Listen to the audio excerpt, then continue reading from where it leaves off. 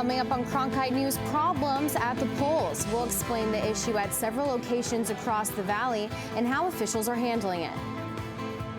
Plus, we take you to Tucson this election day to see how the voting process is going in southern Arizona. And later, former members of the media speak out on what they call the campaign against journalists this election cycle. Cronkite News starts now. Good evening and welcome to Cronkite News on Arizona PBS. I'm Carolina Hassett. And I'm Mackenzie Hamill. Thank you for joining us. We have crews out across the state, from the Republican Watch Party in Scottsdale to Election Central and the Democratic Watch Party in Phoenix, as well as ballot counting in Tucson. We'll get to each of them in just a moment, but first, Cronkite News reporter Adam Schwager is out at the Republican Watch Party in Scottsdale. How are things going over there, Adam?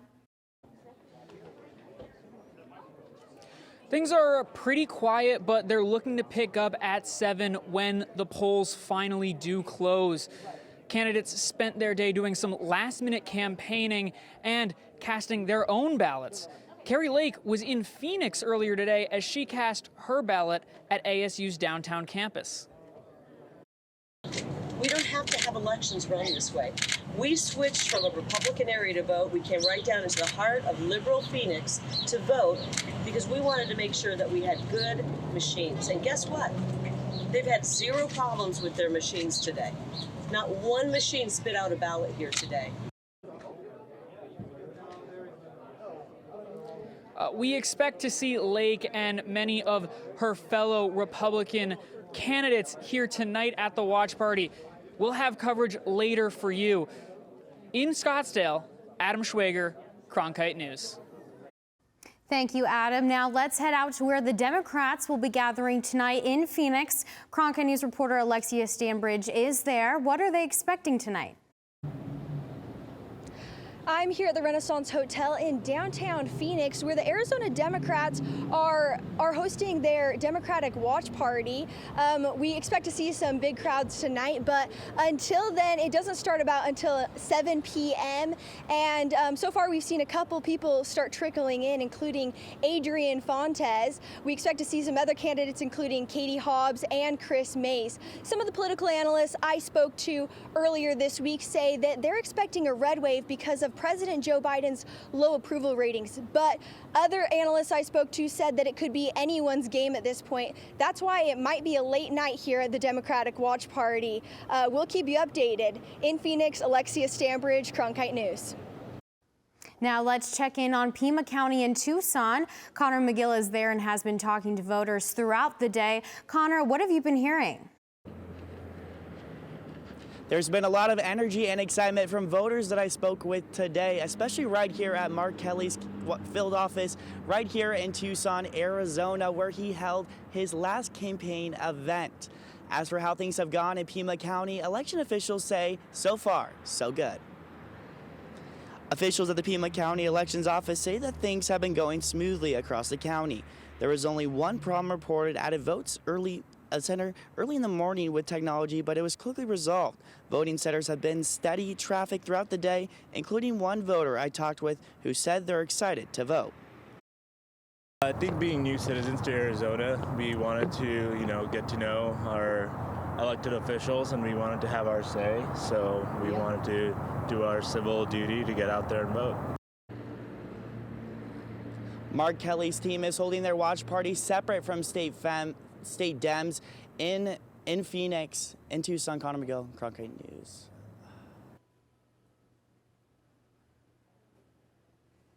Thanks, Connor. Now let's go to Valeria Rodriguez, who's at Election Central, where votes are being tallied as we speak. Valeria, how's it going out there?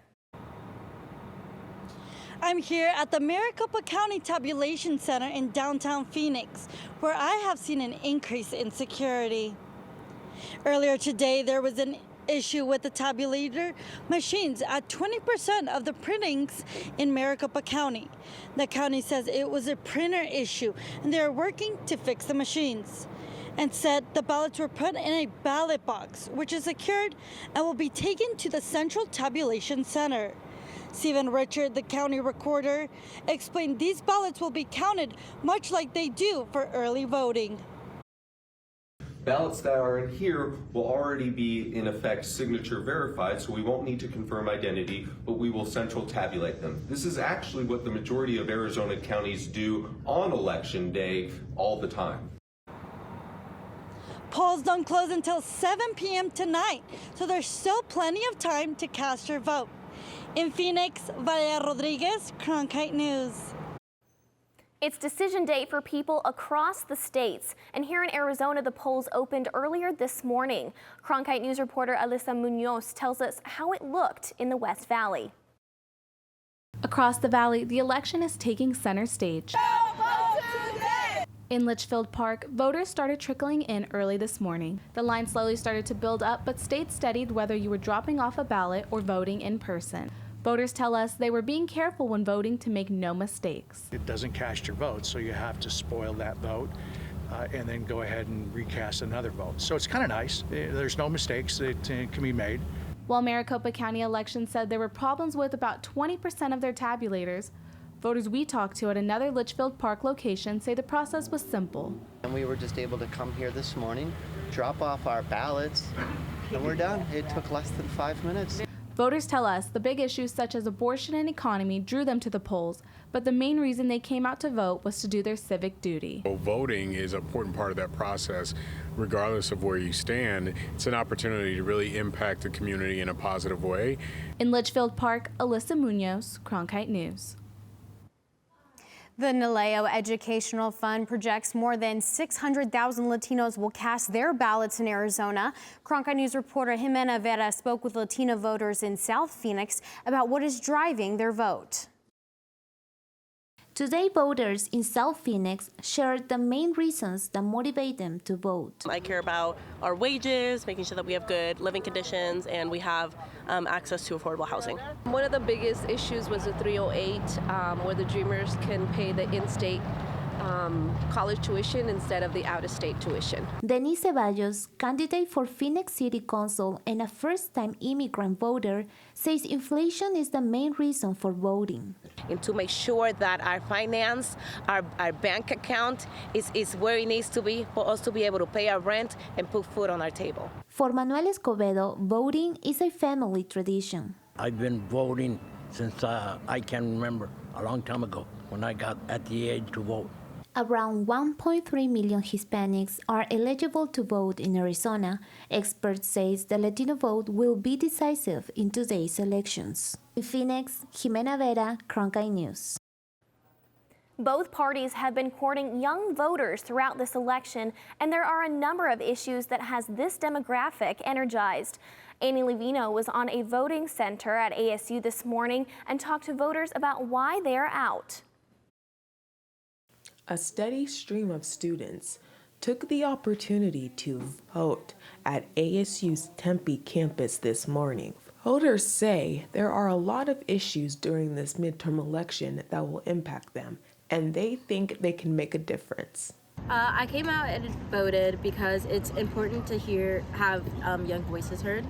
Other young voters tell us they were excited to do their part for democracy. This is my first time ever voting in anything that I felt was super important, and I've always had a lot of opinions, and now I feel like it's time to exercise that.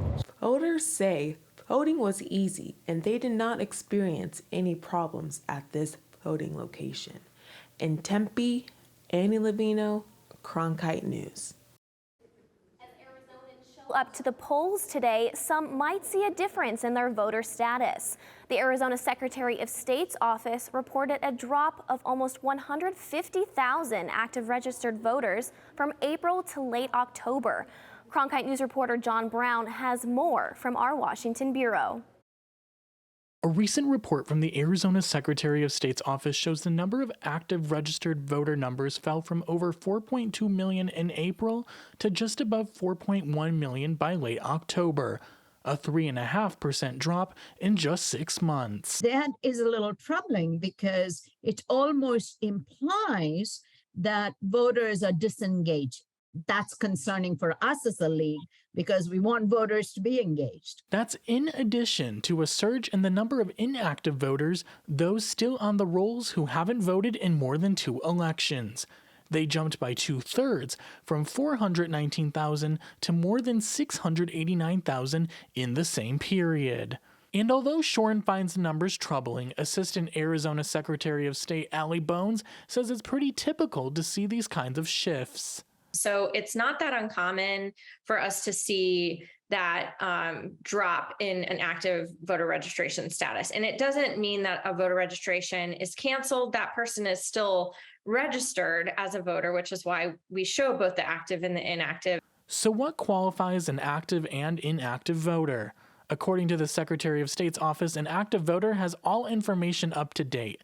Inactive voters are still registered and can vote, but are in danger of being disenrolled once 2 election mailings sent to their registered address are returned undeliverable, and the voter has not submitted a new registration form or updated their address. Garrett Archer says it is normal for numbers to dip due to list cleaning and maintenance, but adds that younger people in Arizona might be a contributing factor to the increase in inactive voters. So what we're seeing right now is sort of there was a balance of people that may have been college students, younger individuals that were signed up to vote, and then they've subsequently moved out of Arizona.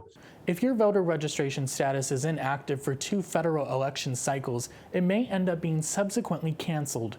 In Washington, John Brown, Cronkite News. Former journalists are calling out Arizona politicians during midterm election races for, quote, attacking and scapegoating the media for political gain. Mackenzie Hamill talked with reporters to find out why they say this time is different than any other point in history. We are facing unprecedented threats against a free press right now. On the streets outside ASU's Cronkite School of Journalism, former journalists spoke out about their worries that politicians are undermining the freedom of the press, particularly Arizona candidates. They say it's become increasingly harder to be a reporter due to the attacks on the profession. We are just people. We go to your churches, we go to your grocery stores, we have children at your school. We are children of people. We are brothers and sisters. We don't deserve this. Some recent examples of attacks on the press include a Blake Masters tweet calling the media malicious and mentally ill, and Carrie Lake referring to journalists as evil in her campaign for governor. The media is the virus. The former journalists say they are not only worried about themselves, but for democracy as a whole. This is how they do it in Russia, in Cuba, where my family's from. The assault on democracy is twofold: undermine journalists and weaken our elections. In the past, political figures, including those in the Democratic Party, have also publicly criticized the media. The Obama administration said it would deal with the press the way it would an opponent. And in Hillary Clinton's 2017 memoir, she writes, "I was tempted to make voodoo dolls of certain members of the press and stick them full of pins." But defaming remarks about journalists date all the way back to our founding fathers. Thomas Jefferson is quoted as saying, "Nothing can now be believed which is seen in the newspaper, that a man who never looks into a newspaper is better informed than he who reads them." And there's Richard Nixon. He was one of the president's most critical of the press. The press is the enemy. The press is the enemy. The press is the enemy.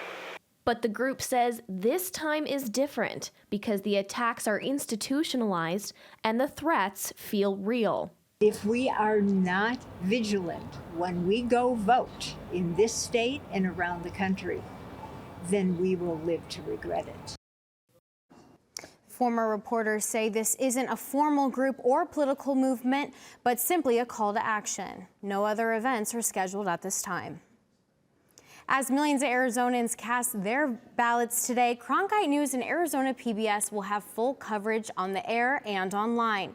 PBS NewsHour will have national election coverage tonight from 6 p.m. to 9:30 p.m. on the main channel. On 8.3, Indian Country Today will provide live election coverage from 8 to 9. Cronkite News will then take over at 9 on 8.3 and on channel 8.1 from 9:30 to 10. You can also find updates throughout the day by visiting our election homepage at azpbs.org/vote22. The weather has been pretty nice to those waiting in line to vote today. Let's check in with Chad Votherine at the Cronkite News Weather Center to see if voters this evening can expect the same mild temps.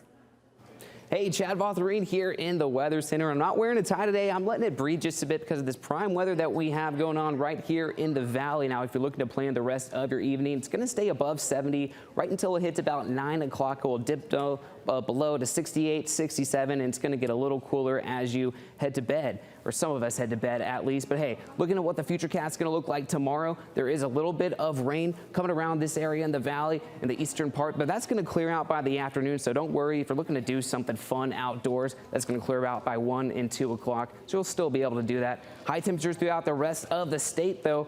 64 here in the valley and in Phoenix, so that's going to be the high. So make sure you want to bring a jacket unless you can really tough out some of this cooler weather as it gets down to the 50s and the 40s. But all I can say is I'm so fortunate to be here in Arizona. I mean, 13 degrees in Billings, Montana. That's too cold for me. We're very fortunate here in the valley. Looking to plan the rest of the week, though. It's going to stay pretty consistent, and as we head into the weekend, the sun's going to peep out just a little bit more, and so it'll be a nice weekend. Great weather right here in Phoenix. This is Chad Votherine here in the Weather Center for Cronkite News. I'm Joseph Hurtado. Coming up after the break, I'll have your Cronkite Sports Report. How a young swimmer is inspiring others through her strength and resilience.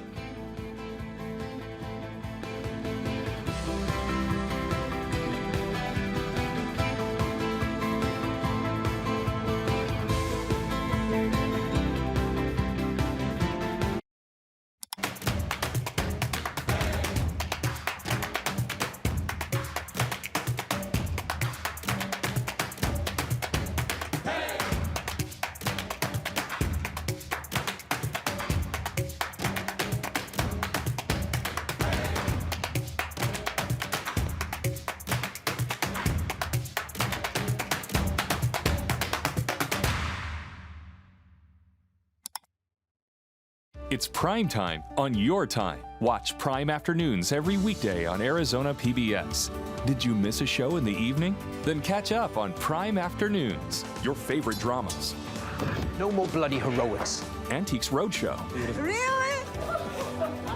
Nature and Nova.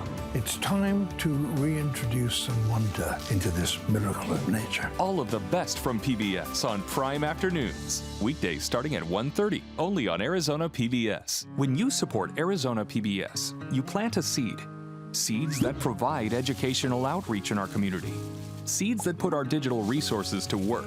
Seeds that foster the trusted news coverage you expect from PBS. And seeds that continue the amazing PBS programs you love.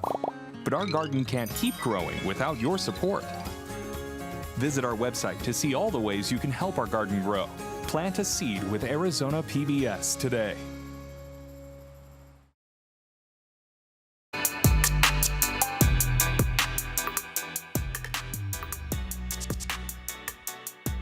Welcome back to the Cronkite Sports Report. I'm Joseph Hurtado.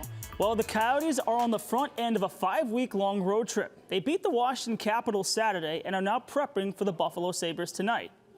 After completing an exciting come-from-behind win against the Caps, scoring 3 goals in the third period, the Yotes took a couple of days off to rest and tighten up their play before heading to Buffalo. Forward Christian Fischer knows how important it is to take time to recharge on such a long road trip. Those are the two things you want on long road trips, are wins and days off. So take full advantage.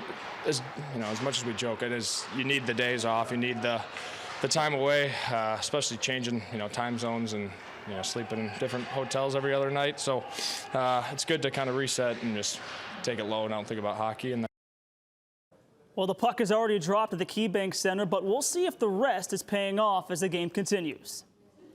And the ASU men's basketball season is now underway, and this team of new talent is looking at one of their newest additions to be the Sun Devils' general on the floor. Cronkite News reporter Chad Votherine has more for us in Tempe.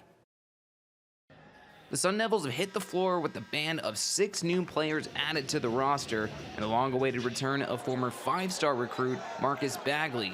giving Coach Bobby Hurley more tools to play with this year. Chemistry has been built quicker, even though there's 6 new players. And I like the group overall. It's hard to just single out one guy. Well, taking a look at this Sun Devil roster, everyone knows Marcus Bagley, and we're all familiar with DJ Horn. But Michigan transfer Frankie Collins, the former blue chip prospect, people are saying that he is going to complement DJ Horn better than anyone and could potentially give the Sun Devils the best backcourt in the entire country. I think we have the best backcourt in the pack right now. Frankie coming in has definitely been a good addition for our backcourt. He's an all-around point guard. Our games complement each other, so when we talk, we just find different spots. Like, say for instance, if I came off a screen and I made a play, if I missed him and he was open, he would tell me, and I want him to tell me because I want to make sure I give him the ball. Frankie's game isn't just going to help DJ Horn, who was ASU's leading scorer a season ago. His teammates say that he's the best facilitator they've ever played with, and they're confident his presence is already making everybody better. Playing with someone like Frankie is honestly, he makes your job easy. He's always facilitating, always getting guys open, and we have unselfish guys on the team, so that makes it even easier too. In ASU's 62-59 win over Tarleton State, Collins led the Devils with 21 points, 4 assists, and 3 steals. In Tempe, Chad Vothroin, Cronkite News. Collins admitted he took more shots than he expected in his first game with ASU, but he's hoping to shoot the ball more efficiently in Thursday's 7 o'clock game versus NAU in Tempe. Well, one Xavier Prep swimmer's story of perseverance and has impacted the local community. Cronkite News reporter Liam Barrett went to Phoenix to find out more about the swimmer's return from a rare disease. Genevieve George is one of the best swimmers on Xavier Prep's varsity team. In just her sophomore year, she's already gained the reputation of being one of the hardest workers in the pool. But it's what she's overcome out of the pool that's made her an inspiration to many. I was diagnosed with a condition called MALS, median arcuate ligament syndrome, and it compresses the artery that helps food go through your system. This past year I've been in and out of hospitals and I was not able to swim. For over a year, George had to use a feeding tube and be on a liquid diet. On her road to recovery, George gained back 30 pounds and began competing in the sport she loves again. Not only is she back to looking like a swimmer, she's one of the fastest too. Last year, she was only able to swim 30 minutes out of the practice, and now she is swimming the whole entire practice and going faster than anybody else in the pool. It takes strength to bounce back like George, and her resilience doesn't go unnoticed. Teammates and friends use her as motivation in their own lives. They're having some problems or something that's going wrong in their lives or some physical setbacks. They've seen what she's been through, and they feel like they can do it if she can do it. George has gone through more at her young age than many, but she doesn't make that obvious. She still fills up any room or pool with her big personality. Jenny is quite literally the most outgoing, crazy swimmer ever. She is just this little spunk in the water, and she has never-ending energy. George never asked to be an example for others, but she didn't shy away when she became one.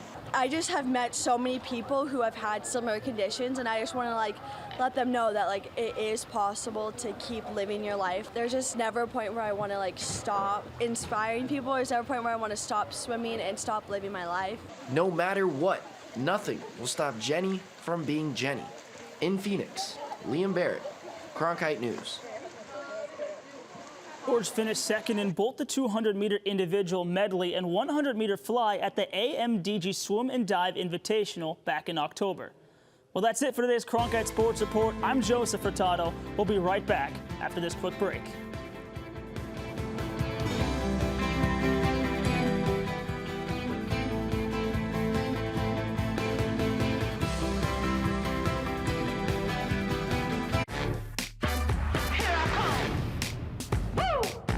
Ain't no time for imitation, ain't no time for playing. I'm just gonna do me. Know what I'm saying?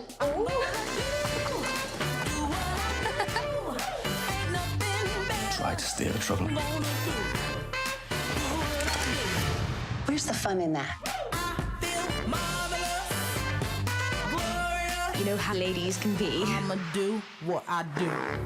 Did you know newsrooms today are looking for bilingual journalists? Cronkite Noticias prepares you to cover diverse communities.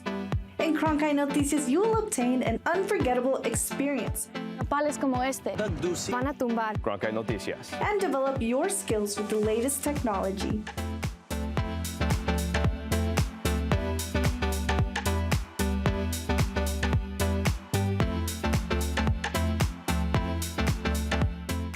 That way the flavors will marry nicely. Can you tell me what I'm looking at? I'm not looking for love, I'm looking for cookies.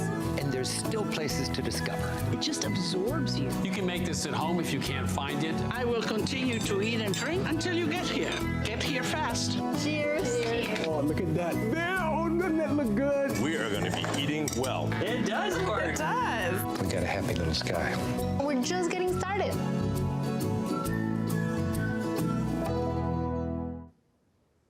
As millions of Arizonans cast their votes today, Cronkite News and Arizona PBS will have full coverage on the air and online. PBS NewsHour will have national election coverage tonight from 6 p.m. to 9:30 p.m. on the main channel. On 8.3 Indian Country Today will provide live election coverage from 8 to 9. Cronkite News will then take over at 9 on 8.3 and on channel 8.1 from 9:30 to 10. You can also find updates throughout the day by visiting our election homepage at azpbs.org/vote22. That's it for Cronkite News tonight. Thanks for joining us. For top Arizona stories anytime, go to cronkitenews.azpbs.org.